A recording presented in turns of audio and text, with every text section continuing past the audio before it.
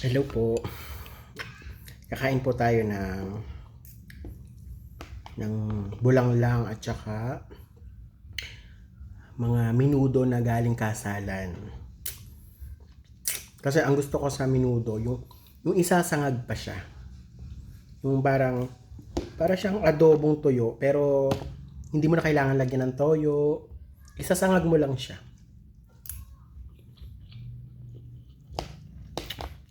Sobrang favorite ko to. Tapos bulanglang. Sobrang dami kong nakakain. Kung makikita nyo lang po yung pagkain ko, mukha pong hindi ako ang nakain. Sobrang dami ko pong pagkain. Po sa inyo, sobra po kasi talaga akong natuwa kanina. Siguro nag-preferred po ako ng mga alas 3 ng umaga, madaling araw. Para mag-makeup sa Barangay Ulango. Kasi nakakatuwa yung bride ko na sobrang tagal na yan sinabi sa akin na pag daw kinasal siya, ako daw yung magme-makeup sa kanya. Pero hindi pa ako nun ganun kagaling.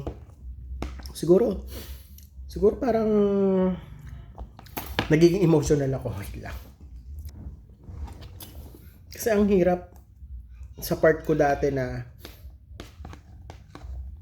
halos hindi lahat nagtitiwala, pero yung mga taga-Ulango, siguro sa mga taga-Ulango lang talaga, sa mga taga-Ulango ako talaga siguro nag-start ng pagme-makeup. Yung pinakamalalaki, yung mga wedding, yung mga importanteng araw sa kanila. Sa Ulango po talaga ako unang naka-experience po ng ganun. Medyo nahihirapan po ako magsalita. Kasi naging emotional po ako. Sobrang sarap lang po sa pakiramdam na hindi ganun kakilala dati. Na na nare-refer pa nila ako sa ibang tao kahit hindi ako ganun kagaling. Hindi pa ako ganun kahusay mag-wake up. Sobrang sarap sa pakiramdam. Kasi yung part na if i-refer ka lang sa iba, sobrang sarap na sa pakiramdam. Tapos kaninang umaga, sobrang natouch ako sa mga nangyari kanina. Kasi alam mo yung mga matatanda, bawat punta nila sa area ng pinagme-makeupan namin, sobra silang natutuwa. Alam mo yung sobra silang saya sa akin. Alam mo yung ganun. Sobra nilang na-appreciate yung trabaho ko. Naging emotional na talaga ako kasi kanina talaga hindi ko na naisip yung kikitain ko kanina. Sobrang okay na ako kanina. Okay na ako dun sa naramdaman ko yung importante ko. Alam niyo yun? Pinaka-importante sa isang makeup artist na kahit mahal yung kikitain mo, kahit mahal yung singil mo, ina-avail pa rin nila, gusto pa rin nila ako mag-makeup. Kahit mahal na yung singil mo sa kanila. Sobrang sarap lang sa pakiramdam kasi kanina, nung time na nakikita nila ako na nagme-makeup, lahat ng nakakakita sa amin, naririnig ko sabi, wow, si Jerry. Parang ganun. Wow, kaya naman pala ang ganda si Jerry. Parang, wow, congrats Jerry. Alam mo yun, sobrang sarap sa pakiramdam kasi dati hindi ko po yung nararanasan kasi sobrang baba po ng tingin nila sa akin. Kasi sino ba naman ako na magsasaka or magbabasura na naka-experience ng ganun. Tapos nagme-makeup na ako nun pero hindi ko nararamdaman yung appreciation nila.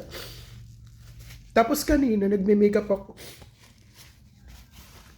Hindi ko na iniisip yung kikitain ko. Sobrang solved na ako. Sa naramdaman ko kanina, kaya sobra po ako nagpapasalamat sa mga taga-Ulango, lalo na yung mga matatanda Sila po kasi talaga yung nagtiwala sa akin kahit dati pa.